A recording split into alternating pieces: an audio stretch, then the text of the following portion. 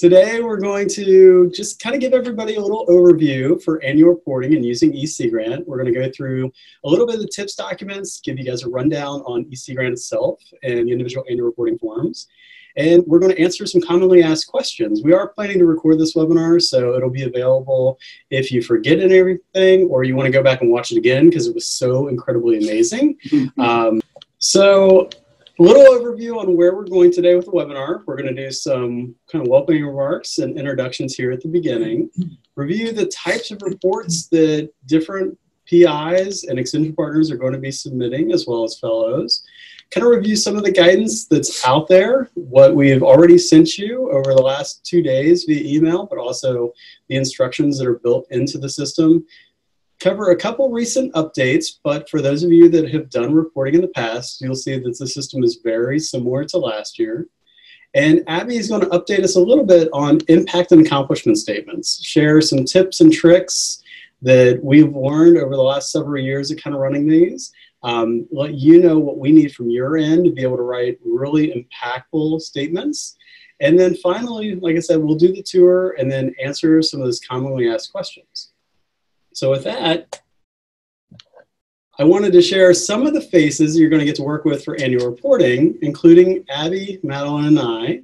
If you do have any questions at any time, feel free to reach out to me. I'll be the primary contact if you have questions. Feel free to call or email, whichever is more convenient for you.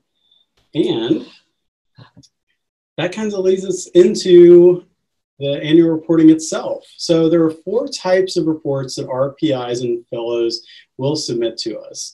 Initially, as you get funded as a fellow or a PI, there's an initial progress report that'll run until you reach your end date for your award. At that point, it switches over to a final report, and we'll talk about the different requirements within the narratives that make final reports a little bit different than progress reports. Of course, we have extension members, and this may be news to some of you, but actually we have to do reports ourselves. So we are right there with you filling out these same forms.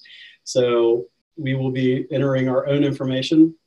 And then finally, we see that a lot of our PIs actually have really cool impacts that happen after their award is over. Those could be additional presentations, of course, a lot of publications coming out. And occasionally there are products that are developed or things that are used from your fellowship or your award that actually come to fruition after that end date. So we do send out post-completion reports as well. And we do really appreciate it when you're able to share some of those additional achievements with us as you move forward in your careers. So this reporting period for fiscal year 2018 goes from February 1st, 2018 until yesterday. So that's one of the reasons we hosted today's webinar is it's official. The achievements that you'll be reporting for this annual year will actually end yesterday, and they'll go for the 12 calendar months before that.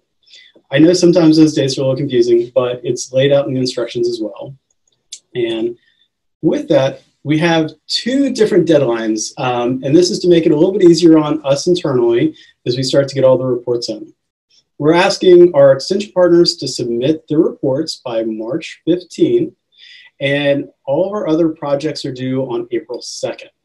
We will be sending out reminders, probably even the day before the April 2nd deadline, so when you get that, it's not an April Fool's joke. Please don't forget to submit your reports to us on time. It makes it a lot easier on us to basically compile all 90 different annual reports that we're going to receive this year and send that information up to the National Sea Grant Office. So you should have all received welcoming emails over the last 2 or 3 days telling you that your annual reports are now available to access and start filling in on our eSeaGrant portal. They have actually been up there a little bit longer, so if you're poking around the system for any reason, you probably saw that you could go in and start accessing them at that point. You'll see that within the email that I sent out to everyone, there are some instructions and guidance. Each one of these is tailored to the type of report you're submitting. So if you've received some in the past for a progress report, you may want to just make sure that you use the right report and use the one for your final report. And then finally, there are guidance and instructions that are actually available on the online reporting system. So by then, you're going to know details as well. And Abby, I have a favor. Could you mute the one person that seems to be unmuted at the moment? Thanks. So the way we've set these up are that you, the PI, likely the one that received the primary email over the last couple of days, has access to your annual report. But we often know that there are other people contributing to your project. That might be an advisor for our fellows, or for our extension partners, you may have other people within your program that are helping with annual reporting.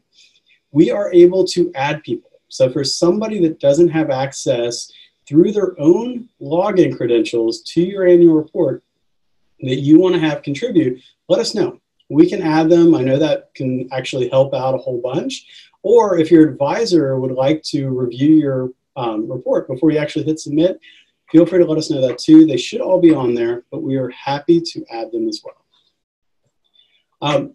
There are some changes that you will see going in there. For some of you, we embedded most of these last year, but there are things that we're asking to do which are a little bit helpful if you can think of in advance. One of these is including zip codes for us. We've done a lot of congressional outreach over the last couple of years. It's really helpful for us to know which areas are being impacted in the state by our research dollars and our extension awards. That way we can talk to the officials that are in those areas and let them know of all the great work that you're doing. We don't always know that unless you help identify it. So please enter the zip codes. If you're doing a lot of work in a whole bunch of different areas in Virginia, that's okay. You can enter those, as many as you want, but it will help us a lot as a program to have that recorded. You'll notice that those are on the impact and accomplishment statement form and the economic benefits. At anywhere, you'll also see text dialog boxes. And if there's something that you think is really important for us to know, the location of where that happened within another section, you're welcome to add it there as well. Within the publication form, we actually updated that a little bit too. And you'll notice that there's a drop-down menu for the type of publication that you're submitting. That is actually based on the National Sea Grants, different types of publication forms that they accept. So while some of those will be obvious what they are, some of the other ones may not be. So if you have a question of where your particular type of publication should go in and be entered into the system, let us know. We're happy to actually go through and tell you which one and makes sense for you to submit it under. I know sometimes that is a little confusing. Finally, last year we started the process of actually asking our PIs and our fellows to start populating impact and accomplishment statement forms. So these are essentially the stories that we're telling the National Sea Grant Office on your behalf about all the great things you've accomplished over the last year or throughout your project. You'll notice there's impact and accomplishments. There's two different kinds of statements. Abby's going to touch on that a little bit in just a minute and what those differences are. But the important part for us, as we reflected on doing these over the last several years, is we wanted to use your words to describe the projects and accomplishments that you're working on. So with that, we're asking you to take an initial step of creating those impact and accomplishment statements. Abby and Madeline are going to work with that information and work directly with you if we have any questions to tailor those just a little bit more, to refine them, and then we'll submit them up to the national office on your behalf. So know that what you submit is really getting us started and giving us what we need to really create some great statements on your behalf. With that, I'm actually going to turn it over to Abigail for a minute, and she's going to introduce impact and accomplishment statements. Abby, take it away. So hi guys, I guess my camera is off for a moment. Like Sam said, that these statements, we use these for communication products and materials, but it's also for partnership building and program evaluation. So what you guys are doing is actually helping us expand our information and kind of provide both national office as well as all of our partners with stories. And so the more you provide for us, the more we can help you guys with your marketing side, but also it's kind of just a win-win scenario for both of us. So to get down to the definitions exactly, you kind of can see what exactly an impact is versus an accomplishment. So for an impact, it's describing the significant, beneficial, economic, societal, behavioral, or environmental change. So this is something that is, again, significant is the key word here for what you're looking at, meaning that you can verify these results somehow. So at the end of this discussion, we're going to actually have a little cheat sheet of what is an impact versus an accomplishment. So keep that in mind as we go. But again, some big change happens with the impact. An accomplishment, this is just key actions, so activities or different results. So if your project itself you found out that your hypothesis was true, that's kind of a result that you got out of your project, and that is something that is an accomplishment. If your results continued, though, more of making, say it was a, a fish study that you found out the size limit was changed according to your standards, and so that was then relayed on to a larger group of people, and legislation or all sorts of teams, they actually use that resource and expand it to maybe redesign their legislation of some sort. But the key for both of these is just to kind of read the definition and follow it accordingly. The definitions really do help you identify the differences. If you do have concerns about which is which, you're more than welcome to contact me or Sam. We'd both be happy to help out with that. So then the other part of it is on the forms itself. There's actually a very simplistic breakdown in the form where we walk you through how to fill this out. Some of you may actually fill in a lot, others you may just do a sentence. What we are looking for is just this idea that you fill in the 4 areas or 4 paragraphs, which is relevance, results, response, and recap. What I would love is, if possible, you guys would lay out each of these in at least 1 sentence form just to give me an idea, and then Madeline and I will work with you to kind of help you build out these impacts and accomplishments more. So I'm not going to read word verbatim of what exactly each of these definitions are, but relevance is kind of, how does this apply to Virginia Sea Grant? How does this apply to the scenario? Your response is what actually happened during this. So this is your actual methodology kind of piece. Your results then, similar to what the word is the actual results that you got out of it. And then the recap is reviewing a 1-sentence review. However, this sentence can be very long and a very large run-on sentence. But the more you give us, the better. And I'd be happy to talk with every single person about each of their impacts and accomplishments, because what I like about these is the communications team will use these for stories. And with Madeline on board and having the full communications team up and running, we're more than excited to start relaying more information and spreading the word about all of you fellows and researchers and all the research that you guys are doing. Great, thanks, Abby. So from here, we actually want to take you on a little bit of tour of EC Grant so you can see what's going to happen when you log in, and then what is available to you in terms of resources once you get in there. First and foremost, if you have forgotten your username, or if you, like I said, want to have somebody else be a delegate on your project so they can log in and review, let us know. We'll go ahead and add them. We can send you back a new password if you, for some reason, get locked out or you've forgotten since you submitted an application, or since last year when you were doing annual reporting. So with that, I'm actually going to escape out our PowerPoint for a minute, and we'll actually go into EC Grant. So I've actually logged in here as my other self, as an investigator, and you can see that there's a number of current tasks that you're going to see as soon as you log in. Some of these will be for fellowship applications. Other things are available for anybody to apply to. Those are automatically going to be in there. I'm sorry I can't take those out, but as the deadlines pass, they'll drop out of here. So you'll see them disappear as you log in the future. However, if you scroll down to the bottom, you're going to start to see report calls. For those of you that have submitted a report in the past, you're going to see that reflected here. So if you want to click on those just to kind of see what you've done in the past, you can also see the instructions for past ones too. They're all there. In this case, you'll be looking for your FY18 report call, whether that's your progress, your final, post-completion, or extension report. It has the deadline for the associated report call that'll be listed automatically. And when you get to this stage, you can actually click on the instructions PDF. This will be the same PDF, which I'll show one of those now, that you would have received in the email from me over the last several days. This is really to get you into the system and to start getting things, or start getting you familiar with eSeaGrant and just the general overall instructions as well.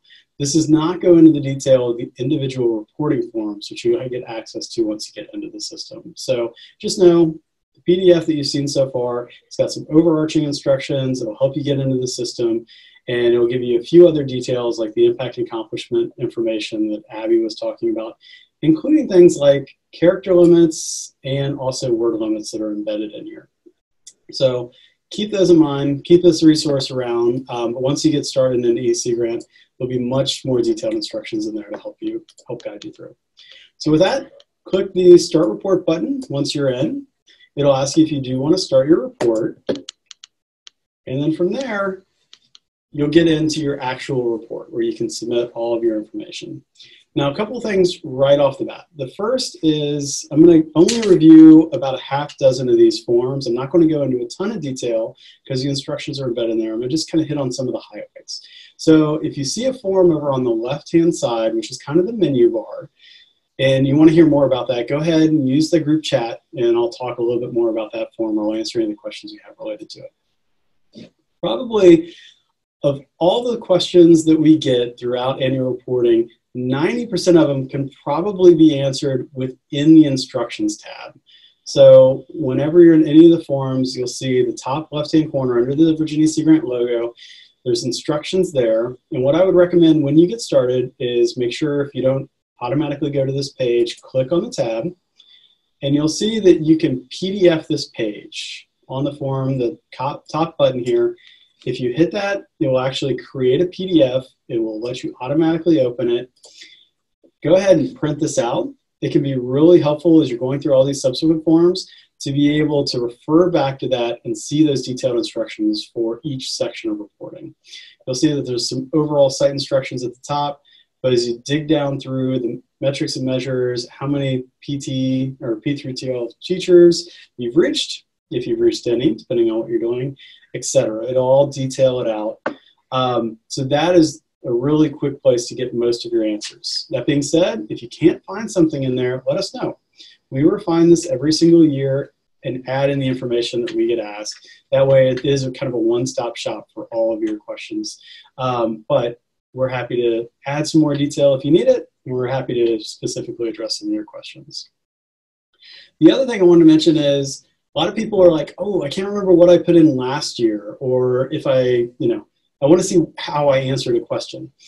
And I showed you on the previous page that you can click on your reports there. Well, within here, the fourth option down, previous reports, you can actually click there and you can access your past reports as well. So for our extension partners, sometimes that's really helpful because you can click on there and see what you've reported in the past, especially when it comes to things like economic benefits, jobs created, stuff like that, or your impact and accomplishment statements. If you want to see how you framed stuff in the past, that can be a really easy way to go ahead and grab that information and start to use it to fill out your current fiscal year report. Narratives is another question that we get, and I'll go into a little bit more detail on this when we flip back over, but just know that progress reports, where we still ask for a narrative, a actual written out Word document, can submit it as a Word document, just telling us the overarching activities you've been doing throughout the last calendar year. For progress reports, they're a little bit shorter. For the final reports, they are longer. We want them to be comprehensive over the entire course of your project, especially if that extends back multiple years.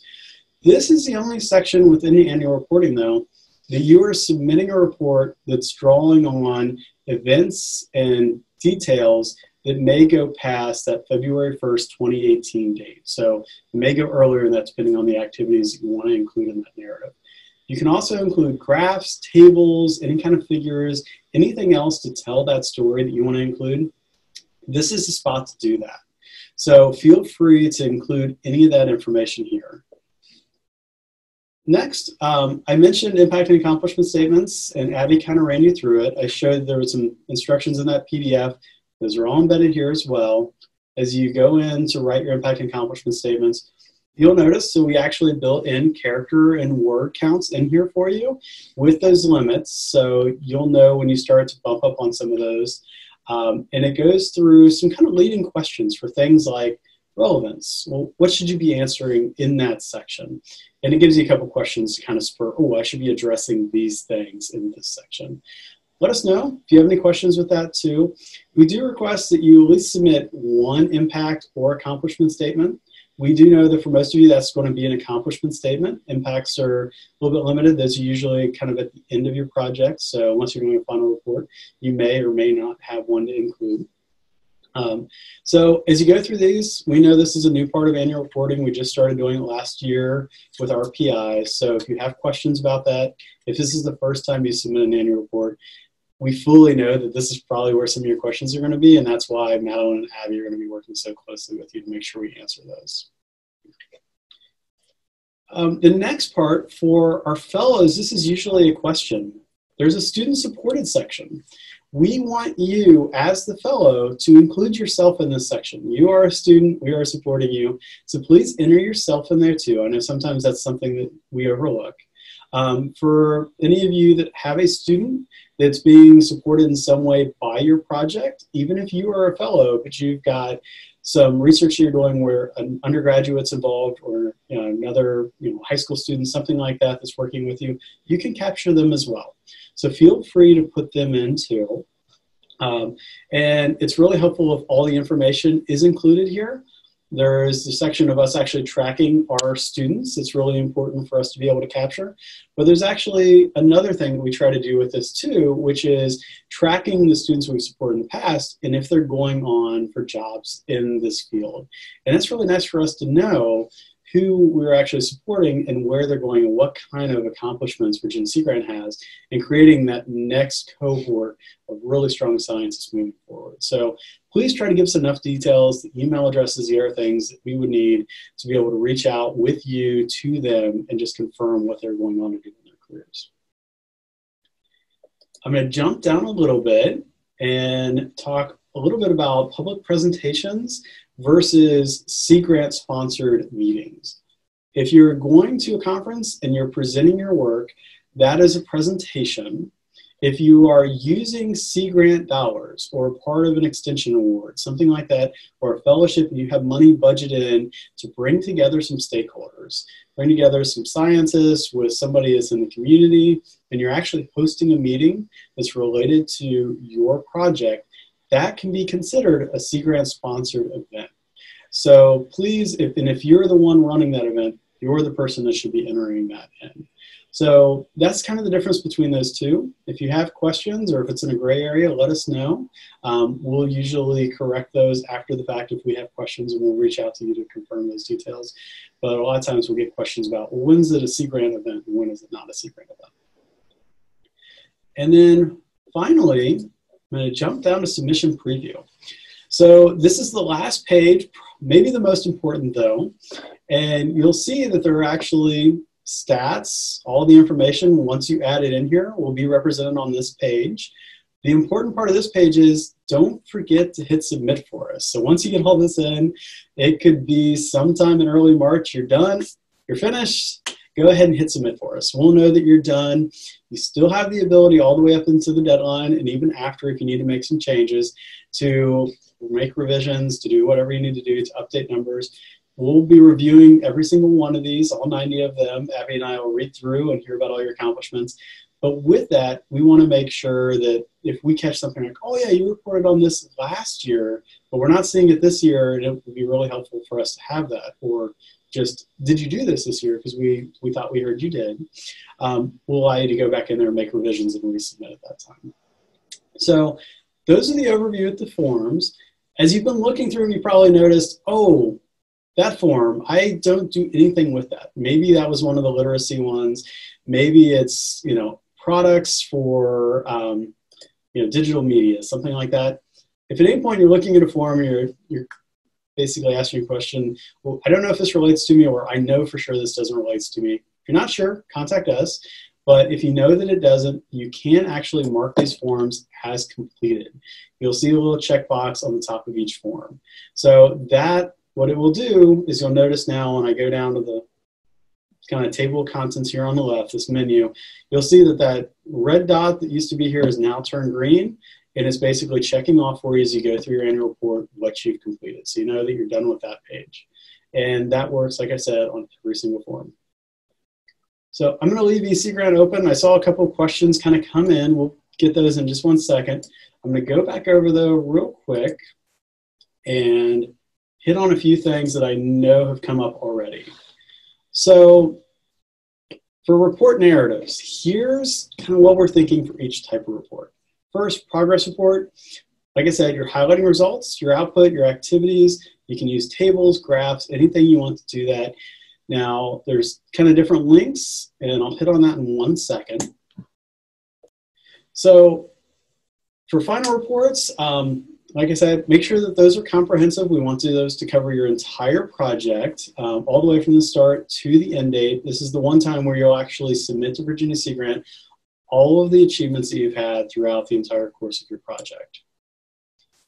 Extension projects. For everybody that worked with us when they did their omnibus development and submitted your proposals, there are work plans that are detailed and outlined within those proposals. That can be a really easy way to structure your report narrative. So if you look back to that and we start to address that these were our goals and we've achieved them by doing this, this, and this, that may be a simpler way to structure your annual report, but we leave it up to you on the best way to kind of communicate your achievements over the year or throughout the entire project.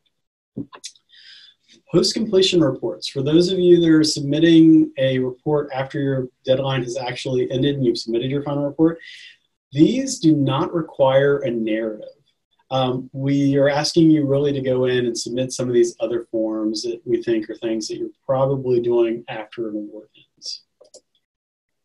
So with that, and I think it's actually on a future slide, I just wanted to confirm the links of these. So progress reports, we ask you for about 2 to 3 page long narratives in terms of text. So if you have enough details for that, I know some of you have only started fellowships about 3 or 4 months ago. You might not have 2 to 3 pages worth of text. That's okay. Submit the achievements that you've done over those several months, and you can submit that to us. We know that in future years, they're going to get longer and you're going to have more information to share. Final reports, definitely something in the 3 to 5 pages worth of text. We need a comprehensive kind of overview of what you did for that entire project. Usually that runs about 3 to 5 pages to get really nice distilled information to us. If you have another report that you produce, it's resulting from this project that's longer, that's okay. You can submit that in its place as long as it kind of meets the goals of giving us the information that we need. If you have questions or just want to share some with us, if this is the first time you've done a narrative for a report, feel free to share it with us. We welcome you to do that, and we'll give you some feedback and let you know if there's something that we're like, oh, it'd be really cool if you could capture this. Generally, for progress reports, if you're hitting on all the achievements and the goals that you've set up for your objectives, then that's really helping fill in the information we need from our end. Now, we have some frequently asked questions. I'll go through these, and then I'm going to transition over and make sure I'm hitting all the questions that are in the chat menu. The first one is, can we define project partners? This is a question that we usually get and we've gotten in the past. Partners can be individuals. So for fellows, if you're working with an outreach mentor or a professional mentor, you can list them specifically. If you're, for instance, doing a fisheries-based project and you're working with several people at BMRC or DGIF, you can list just the agency itself. It's nice if we do have a contact, but you'll see once you go in there that you have the ability to put in the contact, whether that's the agency itself and the office maybe that they're working under, if it's specific, or the person. And then it'll actually allow you to select the level that they work at. Are they local? Are they state? Are they somebody, a group that's kind of regionally based? So it'll let you select all of that, and that's helpful for us as well. With that, make sure that there are groups that you worked with through fiscal year 2018. So if you worked with them in a different fiscal or different year, but haven't worked with them this year, you can leave them out. If you're continuing to work with them over several years, continue to include them as you go through.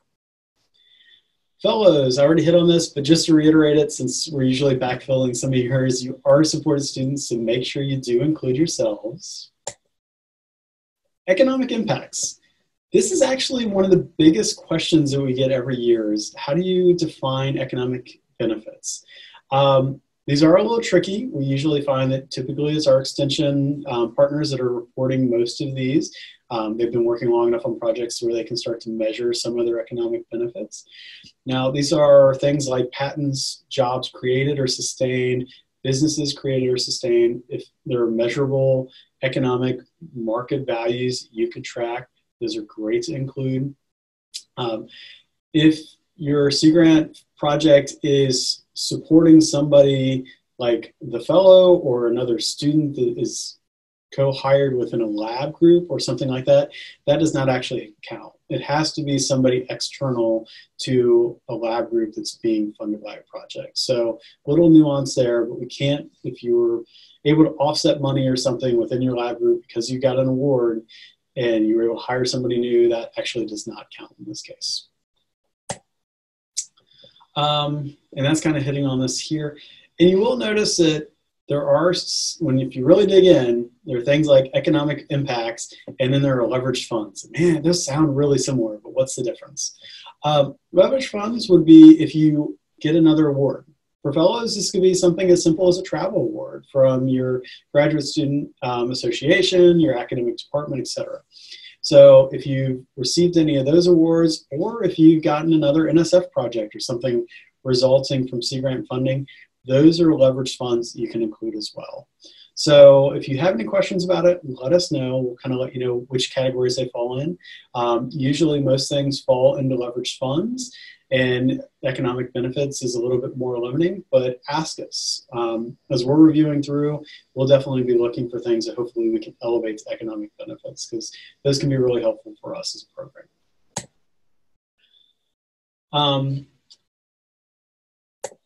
For expectations for impact and accomplishment statements, I'm going to let Abby run us through a couple of examples, because usually that's the easiest way to kind of think about these.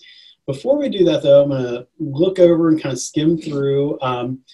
Please, and feel free to unmute yourselves and ask questions here, because this can be kind of a more engaging, kind of interactive part of the webinar. Lisa asked how long narratives have to be. So just as a quick reminder, project progress reports, those are 2 to 3 pages. Final reports are somewhere from 3 to 5 pages. If you have questions, feel free to let us know too. And as I think Abigail mentioned, there's actually no limit to the narrative. So if you really want to go along to tell your stories, do feel free to do that. Great. That's actually the only question, although there were a couple of exchanges and there are some additional details. Does anybody else have a question for us before we jump into the impact and accomplishments, quote unquote, quiz that we have for you guys? Sam, do you need to include photos and graphs and other visuals in the narrative? Sometimes, especially since a lot of our students are funded to do research projects and some of our faculty members, it is nice to include some of that data. So we do appreciate it, especially if you're talking about how you've gone out, you've been collecting data. If you're able to summarize that into some even simple tables, that you don't have to include all of them that you would be putting together for your thesis chapters or dissertation. But if you have a couple that are kind of the general takeaways, yeah, please do include those. Those can be really helpful for us. And kind of related to that, if you have photos that you think are really important, if you hosted some meetings with stakeholders, if you've done some stuff with your outreach mentor, if there are other things you think would be really helpful for the Virginia Sea Grant to have, particularly as we have a kind of a growing communications program and we're looking for materials and stories to write in the future. If you have some of that you can share with us or you think is really useful for us, please upload that. There's a section in the Sea Grant under annual reporting that will allow you to upload other types of media. And as Abby and I are reviewing these and looking really closely at it, if we see some stuff in there that we think is uploaded for that purpose, we're going to share that with Jay and Aileen and Madeline so they can use that for a future story idea too. Like Abby said, impact accomplishment statements, that feeds directly into the stories we're kind of thinking about for the next several months coming out of annual reporting to follow up with many of you over the summer to start telling those stories. And just as a caveat, as a lot of you are thinking about future fellowships and jobs in the future, and you're thinking about what's going to be in your CV, having some of those stories are kind of embedded into your CV as examples that people can look at of what you've done in the past, that can be really helpful. And if you can get a communications program to help tell those stories for you, that can be a really easy way to get all of that information out there. Other questions? Hey, Sam, this is Ben Nettleton. Hey, Ben, thanks for joining us. Yeah, no problem. So I just have one quick question. When you say supported fellows, you know, reporting yourself as a supported student, does that mean just the research fellows, or does that also include the postgraduate fellows? No, typically that will be just the graduation fellows, since you will have graduated before the start of your fellowship in particular. If there are any postgraduate fellows out there that I'm not thinking of that actually finished afterwards, and I can think of one or two now, so I don't think they're on the line. Those, you can include yourself as a supported fellow in that case. Okay, that's what I thought. Thanks. Yeah, thanks for that. Abby, I'm going to let you jump in here in a second and actually go through the impact and accomplishments questions. I'll set her up by saying, yeah, there's only a couple of these, but it can be really helpful just to think about, yeah, what is the difference between impact and accomplishment statement? So with that, Abby, take it away. Cool. So again, if you guys want to go back in time, you can remember the difference between an impact and accomplishment. And what we're going to do is use these examples. So I would like you all to unmute yourselves, and I can see if you don't, actually, I will unmute all of you. And what's going to happen is you guys are going to give me an answer to this. So when you read this, Sea Grant research leads to first commercial enterprise cultivating edible kelp in the U.S. Do you all think it's an impact or an accomplishment? Impact. Impact. Or you can write it in the column as well. You're correct. So with impact, right, guys, this is the idea of that you're actually connecting to some sort of significant economic or societal or environmental benefit. So this exactly exemplifies what an impact should become. So then the next one, Sam, if you read this again, so Sea Grant supports citizen science programs. What do you all think this would be? Not all at once. Accomplishment? Impact. Accomplishment. So technically, this one is an accomplishment because it's bare minimum. So what it's showing is saying, hey, we support citizen science programs.